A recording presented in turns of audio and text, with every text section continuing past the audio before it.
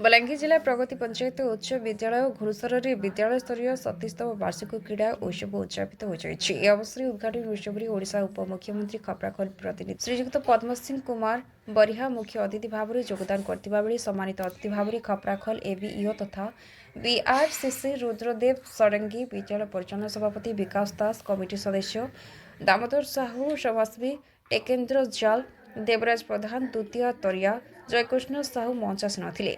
ଏହି ସଭାରେ ଆମନ୍ତ୍ରିତ ସମସ୍ତ ଅତିଥିଙ୍କୁ ପୁଷ୍ପମାଲ୍ୟ ସହିତ ଉପଢୌକନ ଦେଇ ଶ୍ରୀ ଦେବତା ସମ୍ମାନିତ କରିଥିଲେ।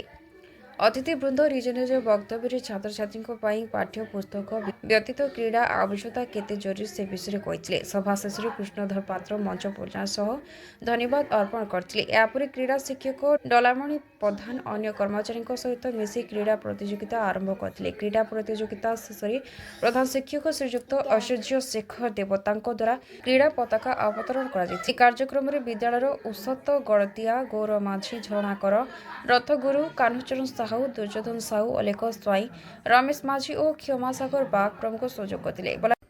आज प्रगति पंचायत उच्च विद्यालय घुनसर ठारे 27तम वार्षिक क्रीड़ा उत्सव उद्यापित हो जाइछि।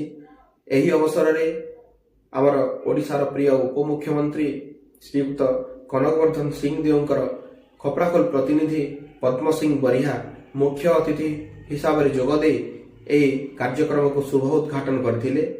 एही कार्यक्रम रे आमे समस्त शिक्षक एवं कर्मचारी यह सहित आम घुनसर उच्च प्राथमिक विद्यालय शिक्षक एवं छात्र छात्री मिसी एक शोभा यात्रा रे बाहरी घुनसर कालकागुड़ी को जाइथिलु एवं से कालकागुड़ी ठारे आमे पुजारी द्वारा सेठारे आमर मशाल को प्रज्वलन करी बलांगीर जिला गणेश दासଙ୍କ रिपोर्ट जिला खबर।